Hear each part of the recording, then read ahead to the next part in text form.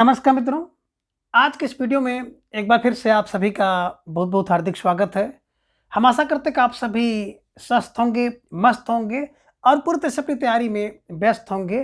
तो मित्रों, आज के इस वीडियो में हम हिंदी साहित्य के अंतर्गत काव्य शास्त्र और काव्य शास्त्र के अंतर्गत कुछ महत्वपूर्ण एवं संभावित प्रश्नों को व्याख्यात्मक तरीके से हल करेंगे और इसके साथ ही ट्रिक की सहायता से याद करने का भी प्रयास करेंगे। तो हम आशा करते हैं कि वीडियो आप सबके लिए बहुत ही महत्वपूर्ण होने वाला है, इसलिए इस वीडियो को आप लोग अंत तक जरूर देखें। चैनल पर नए हैं तो चैनल को सब्सक्राइब कर लें और इसके साथ अगर आपको थोड़ा सा भी उचित लगे तो इस वीडियो को अपने जो परिचित लोग हैं उनके पास भी शेयर करें। तो जैसा कि स्क्रीन पर आप देख पा रहे हैं प्रश्न संख्या 41 कि निम्नलिखित में से किसका संबंध मनोविश्लेषणवाद से नहीं है? काम वृत्ति का, पाठ संरचना का, अहम का या फिर मनोविश्लेषण पद्धति का? तो आप सब भाई बहन बिल्कुल सही देख रहे हैं कि काम वृत्ति बिल्कुल मनोविश्लेषण से है, अहम भी है और मनोविश्लेषण पद्धति भी है। लेकिन देखेंगे पाठ संरचना, तो पाठ संरचना थोड़ा सा सबसे अलग है, इसलिए विकल्प बी जो है ये मनोविश्लेषण से संबंधित नहीं है। तो जिन भाई बहनों का जवाब विकल्प बी था बिल्कुल सही जवाब, बेसुन तैयारी आप सबके यहाँ पर दिख रही है, निश्चित रूप से आप सब बधाई के पात्र हैं। ठीक है, चलिए प्रश्न संख्या 42 निम्नलिखित में से कौन से दो ग्रंथ विशेष रूप से रस से संबंधित है? यानी कि इनमें से रस से संबंधित ग्रंथ कौन से हैं? दस रूपक, काव्यदर्श, साहित्य दर्पण और काव्य अलंकार।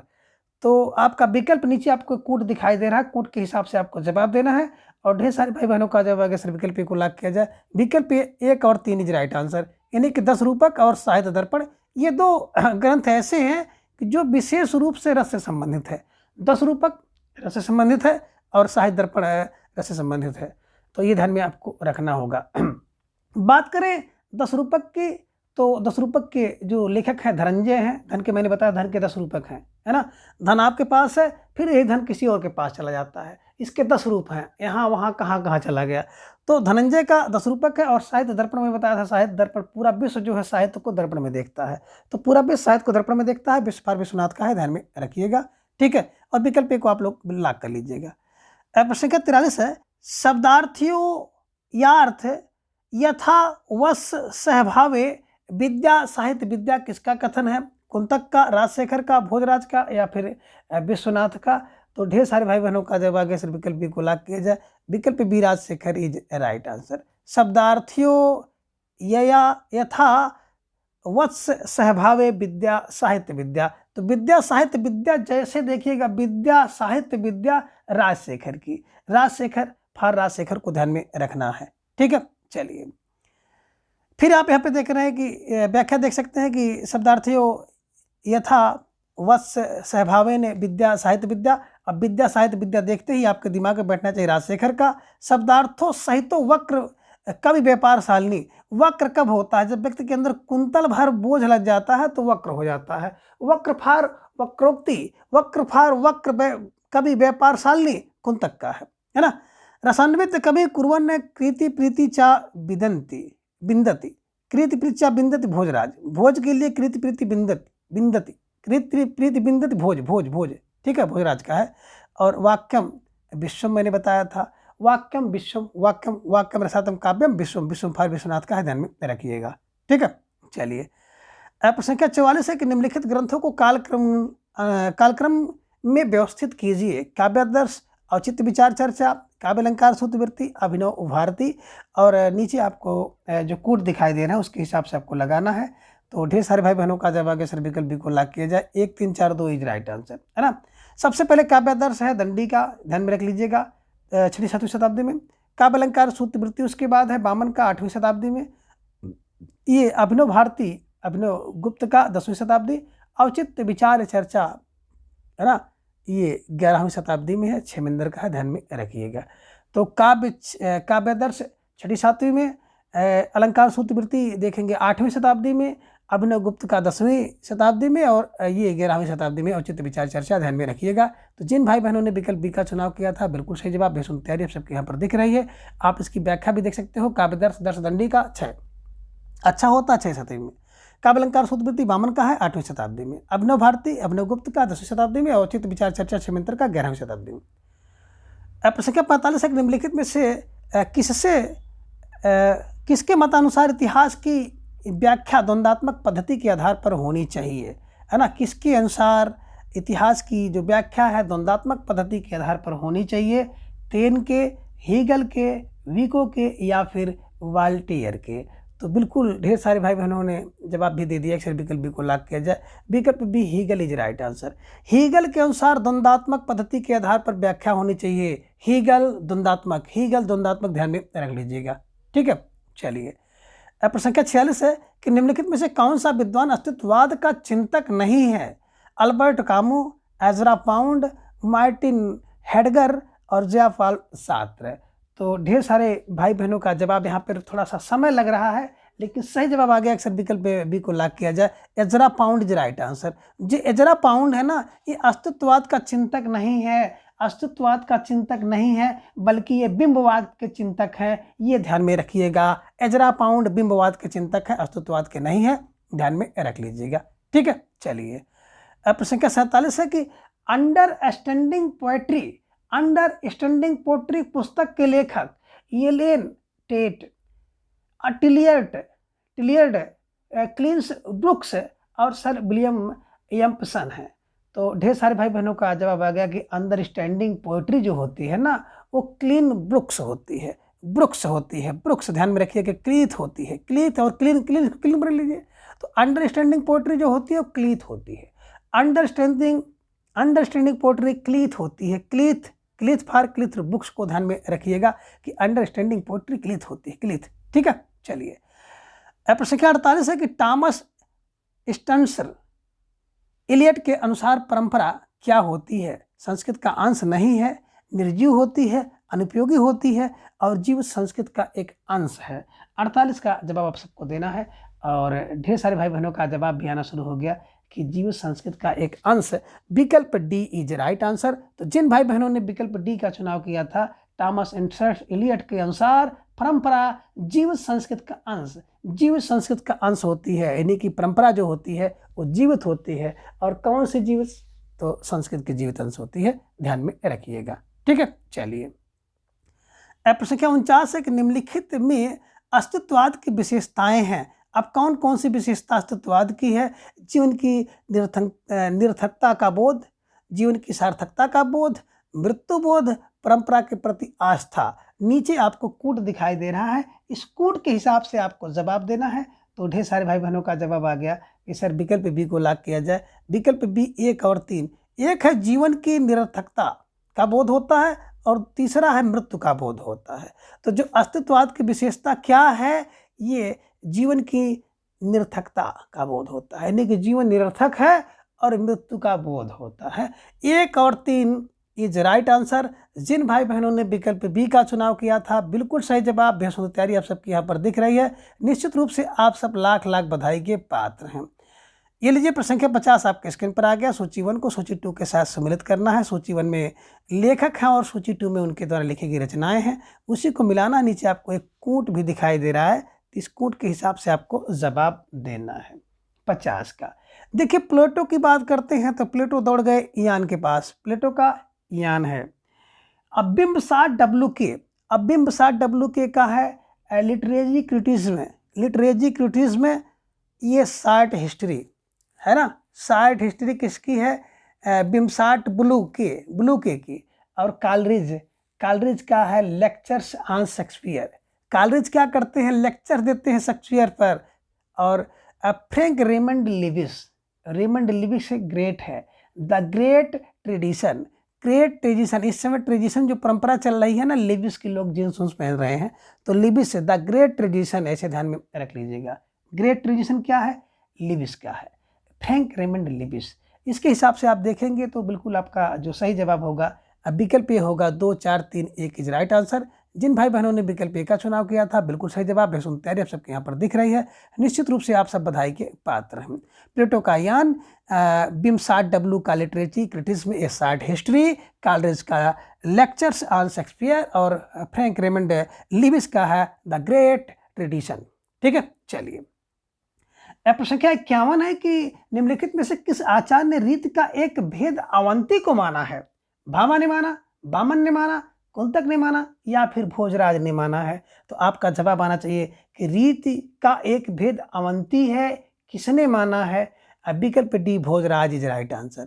है ना। देखिए, रीत का एक भेद अवंती भोजराज ने माना, भोजराज ने अवंती को माना है, ऐसे ध्यान में रख लीजिएगा। ठीक है, चलिए।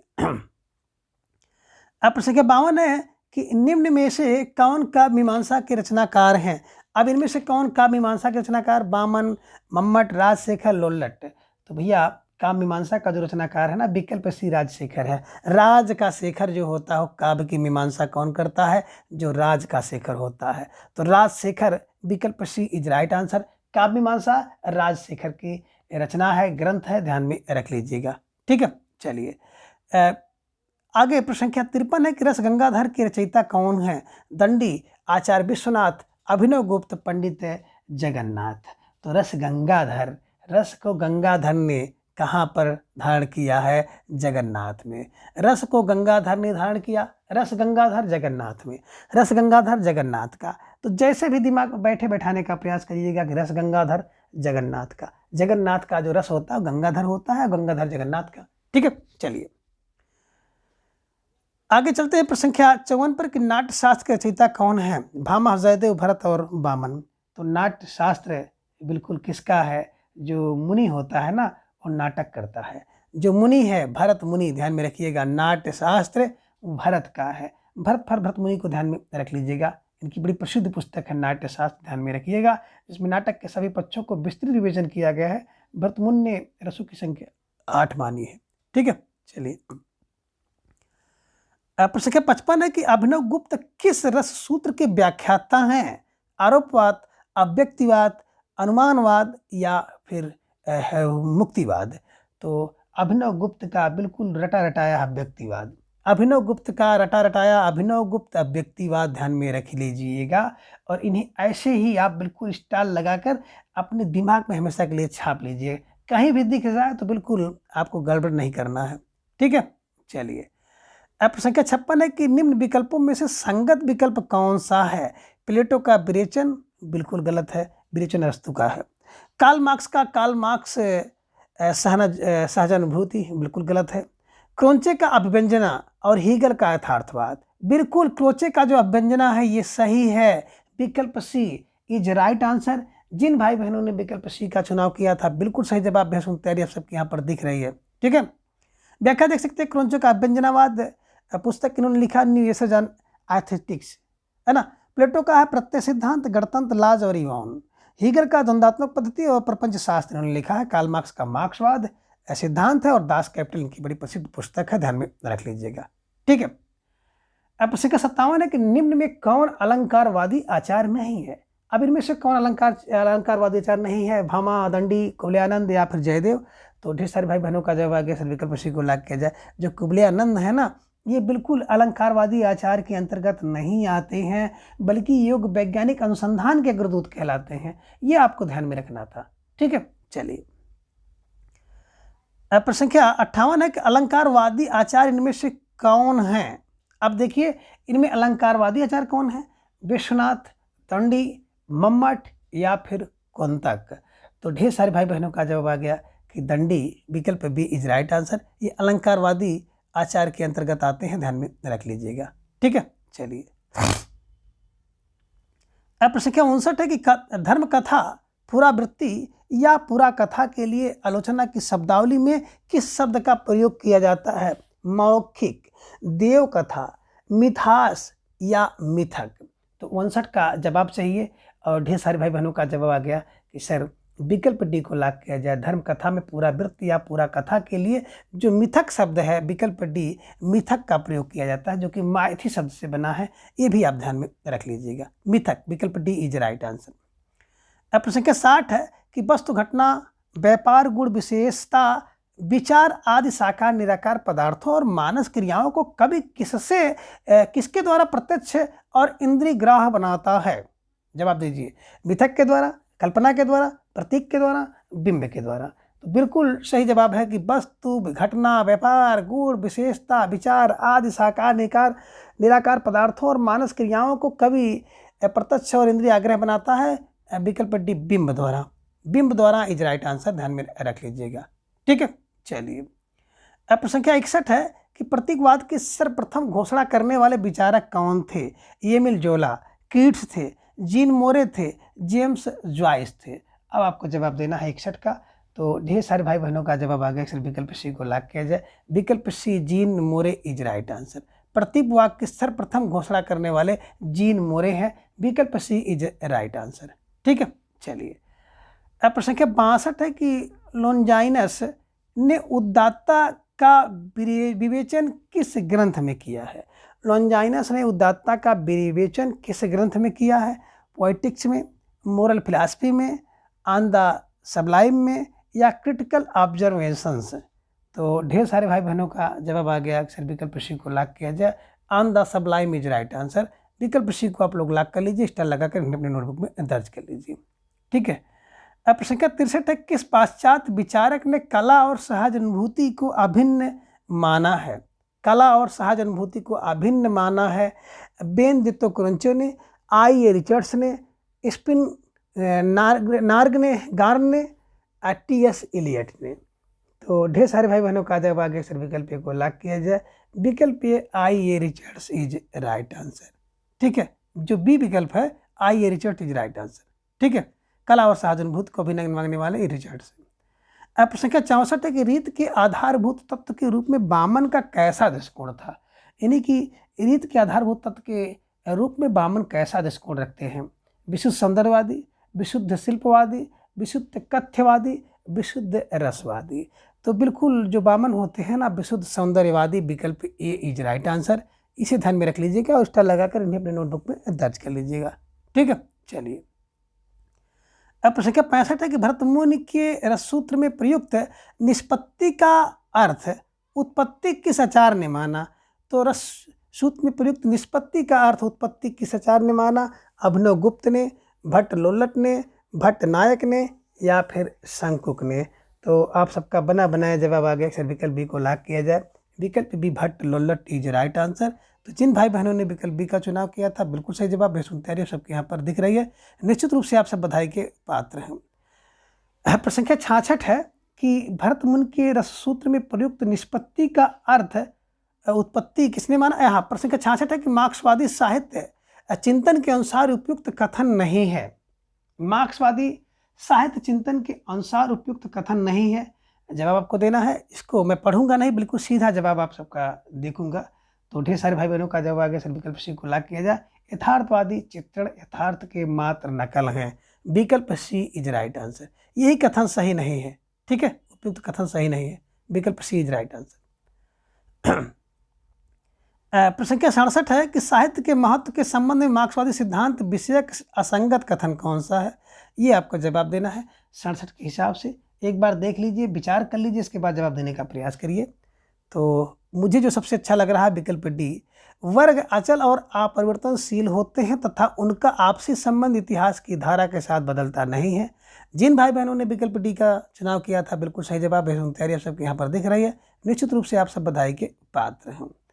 प्रश्न संख्या 68 है कि इस मानसिकता का कोई विचारधारात्मक आधार भी नहीं है क्योंकि इसका एक महत्वपूर्ण लक्षण विचारधारा मात्र का निषेध है। यह कथन साहित्य शास्त्र की किस आलोचना पद्धति के संदर्भ में उपयुक्त है? उत्तराधुनिकता, निर्वैयक्तिकता, मार्क्सवाद, अभिव्यंजनावाद। तो ढेर सारे भाई बहनों का जवाब भी आ गया। अक्सर विकल्प को लॉक किया जाए। उत्तर आधुनिकता इज राइट आंसर। जो मानसिकता या कोई विचारधारा उत्तर आधुनिकता, मानसिकता या विचारधारा उत्तर आधुनिकता ध्यान में रख लीजिएगा और इनको ऐसे ही आप कंठस्थ कर लीजिएगा। प्रश्न संख्या 69 है कि उत्तर आधुनिकतावादी सोच के विकसित होने के कारणों में शामिल नहीं है। भूमंडलीकरण, एक संस्कृति का दूसरी संस्कृति पर आधिपत्य, सूचना का साम्राज्यवाद, साहित्य का दृढ़ता के साथ स्थापन। तो 69 का जवाब चाहिए और ढेर सारे भाई बहनों का जवाब आ गया कि साहित्य का दृढ़ता के साथ स्थापन। विकल्प डी इज राइट आंसर। जिन भाई बहनों ने विकल्प डी का चुनाव किया था बिल्कुल सही जवाब और बेहद सुंदर तैयारी आप सबके यहाँ पर दिख रही है। निश्चित रूप से आप सब बधाई के पात्र हैं। प्रश्न संख्या 70 है कि उत्तर आधुनिकतावादी अवधारणा के प्रभाव के संबंध में असंगत कथन है। अब असंगत कथन कौन सा है? ये कह रहे हैं कि संस्कृत और कलाकृतियाँ भी उत्पाद हो जाती है। वैशिष्ट का महत्व कम और संख्या का महत्व अधिक हुआ है। रचनाकार का ध्यान प्रभाव की प्रकृति और गुणवत्ता पर टिका रहता है, प्रसार और सफलता पर नहीं। और आइडियोलॉजी की जगह टेक्नोलॉजी का वर्चस्व बढ़ने लगा है। तो 70 का जवाब सही है। और ढेर सारे भाई बहनों का जवाब आ गया कि रचनाकार का ध्यान ध्यान प्रभाव की प्रवृत्ति और गुणवत्ता पर टिका रहता है, प्रसार व सफलता पर नहीं। विकल्प सी इज राइट आंसर। जिन भाई बहनों ने विकल्प सी का चुनाव किया था बिल्कुल सही जवाब। बेहद तैयारी आप सबकी यहाँ पर दिख रही है। निश्चित रूप से आप सबकी तैयारी बहुत ही प्रशंसनीय सराहनीय है। ठीक है।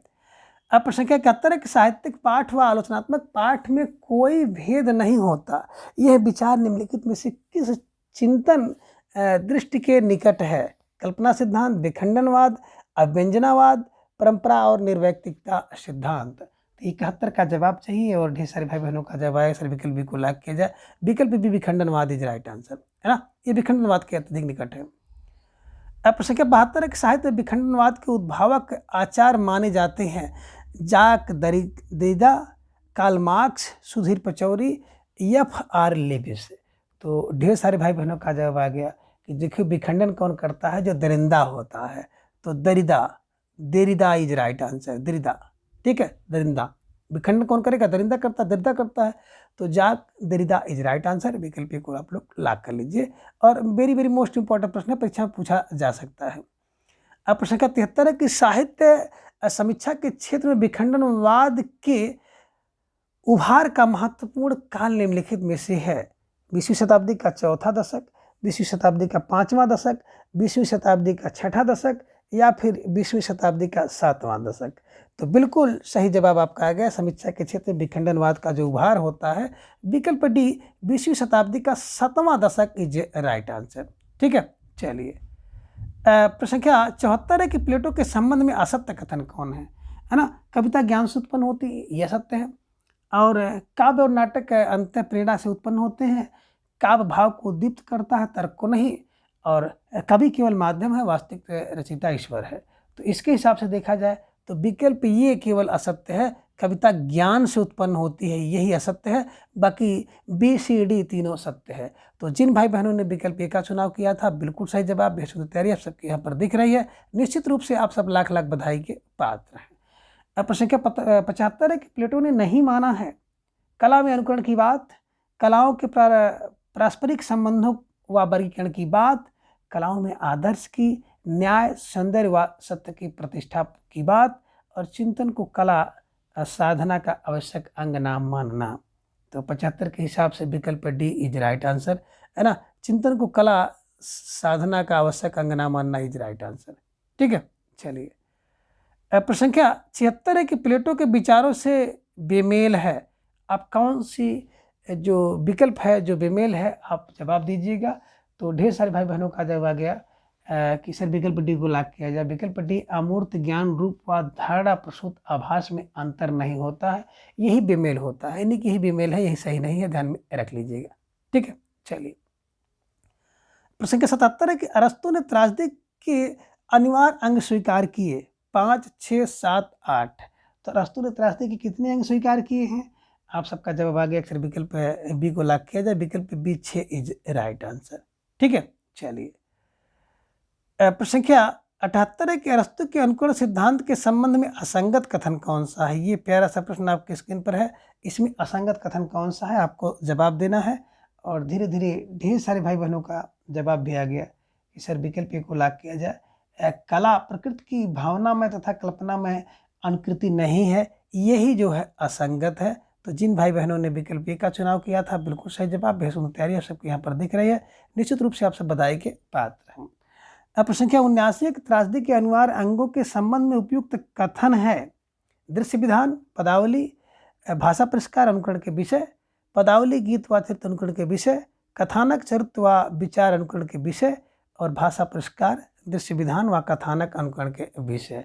तो 79 के हिसाब से आप सबका जो जवाब था विकल्प सी कथानक चरित्र व विचार अनुकरण के विषय इज राइट आंसर। तो जिन भाई बहनों ने विकल्प सी का चुनाव किया था बिल्कुल सही जवाब। बेहद तैयारी आप सबके यहाँ पर दिख रहे हैं। निश्चित रूप से आपसे बधाई के पात्र हैं। अब प्रश्न संख्या 80 है कि अरस्तु के विवेचन सिद्धांत के संबंध में असंगत कथन कौन सा है? 80 का जवाब आपको देना है। अरस्तु ने विवेचन शब्द का ग्रहण साहित्य शास्त्र से इतर स्रोत से किया। मन की शुद्ध से आत्मा विशद व प्रसन्न होती है। प्लेटो द्वारा प्रतिपादित सिद्धांतों का समर्थन करने हेतु विरेचन की अवधारणा प्रस्तुत की गई और अरस्तु ने विरेचन शब्द का प्रयोग त्रासदी की परिभाषा देते हुए किया है। तो ढेर सारे भाई बहनों का जवाब आगे अक्सर विकल्प सी को लॉक किया जाए। विकल्प सी, प्लेटो द्वारा प्रतिपादित सिद्धांतों का समर्थन करने हेतु विरेचन की अवधारणा प्रस्तुत की गई है। ये ध्यान में रखिएगा, ये ही असंगत है। तो जिन भाई बहनों ने विकल्प सी का चुनाव किया था बिल्कुल सही जवाब, बेहद तैयारी सबके यहाँ पर दिख रही है। निश्चित रूप से आप सब बधाई के पात्र हैं। अब प्रश्न संख्या 81 है कि पेरियुप सुस ग्रंथ के रचयिता अरस्तु, लोजाइनस, क्रोंचे या फिर कालरिज हैं। तो बिल्कुल सुपनस यानी कि सुप है ना, लोजाइनस, यस, नस, ये देखो दोनों मिल रहा है, यहाँ पे नस, यहाँ पे सुस, ठीक है, लोजाइनस। विकल्प बी इज राइट आंसर, ठीक है। चलिए अब प्रश्न संख्या 82, लोजाइनस के उदात्त के स्रोत में सम्मिलित नहीं है। भावावशेष की तीव्रता, गरिमामय रचना विधान, अत्यधिक शब्दाडंबर और समुचित अलंकार योजना। तो देखिए लोजाइनस के उदात्त स्रोत में जो है अत्यधिक शब्दाडंबर नहीं सम्मिलित है। विकल्प सी को आप लोग लॉक कर लीजिएगा और इन्हें ऐसे ही दिमाग में छाप लीजिएगा, ठीक है। चलिए अब प्रश्न संख्या 83, लोजाइनस के उदात्त संबंधी मान्यता अनुसार असंगत कथन कौन सा है। अब कौन सा असंगत कथन है? कह रहे हैं कि विषय साधन नहीं साध्य है, प्राचीन काव्य अनुशीलन आवश्यक है, विशद बिंबों की योजना उपादेय है और विषय का विस्तार पूर्वक होना आवश्यक है। तो ढेर सारे भाई बहनों का जवाब आएगा कि जो विषय है साधन नहीं साध्य है, यही असंगत है, ध्यान में रखिएगा, ठीक है। चलिए अब प्रश्न संख्या 84, क्रोंचे की मान्यता नहीं है। अब क्रोंचे की मान्यता किसमें नहीं है? कह रहे सहज ज्ञान और प्रत्यक्ष ज्ञान में अभेद, स्वयं प्रकाश ज्ञान बौद्धिक ज्ञान से स्वतंत्र और स्वायत्त होता है, अभिव्यंजना ज्ञान रूप है और काव्य प्रकाशन कर्म रूप में है, कला एक आध्यात्मिक प्रक्रिया है। तो 84 का जवाब आ गया, अक्सर विकल्प ए को लॉक किया जाए। विकल्प ये सहज ज्ञान और प्रत्यक्ष ज्ञान में अभेद है इज राइट आंसर। तो जिन भाई बहनों ने विकल्प ए का चुनाव किया था बिल्कुल सही जवाब, बेहद तैयारी आप सबके यहाँ पर दिख रही है। निश्चित रूप से आप सब बधाई के पात्र हैं। अब प्रश्न संख्या 85 है कि क्रोंचे के संबंध में असंगत कथन कौन सा है। अब बता रहे हैं क्रोंचे का व्यंजनावाद सिद्धांत केवल काव्य पर ही लागू नहीं होता है, सभी ललित कलाओं के लिए समान रूप से महत्व रखता है। बी है क्रोंचे की पुस्तक का शीर्षक एस्थेटिक है। सी है क्रोंचे ने मार्क्स द्वारा प्रतिपादित द्वंद्वात्मक भौतिकवाद को स्वीकार किया। डी है क्रोंचे मूलतः आत्मवादी दार्शनिक थे। तो ढेर सारे भाई बहनों का जवाब आ गया, सर विकल्प सी को लॉक किया जाए। विकल्प सी इज राइट आंसर। तो जिन भाई बहनों ने विकल्प सी का चुनाव किया था बिल्कुल सही जवाब, बेहद तैयारी आप सबके यहाँ पर दिख रही है। निश्चित रूप से आप सब बधाई के पात्र हैं। तो मित्रों आज के इस वीडियो में बस इतना, अगली वीडियो में हम इसके अगले भाग को जानेंगे। तब तक के लिए आप सभी अपना बेहद ख्याल रखें और अपना अधिक से अधिक समय अपने अध्ययन पर लगाएं। अपना प्रिय मछली विश्वास इस तरह से चैनल पर बनाए रखें। धन्यवाद, नमस्कार, बाय बाय।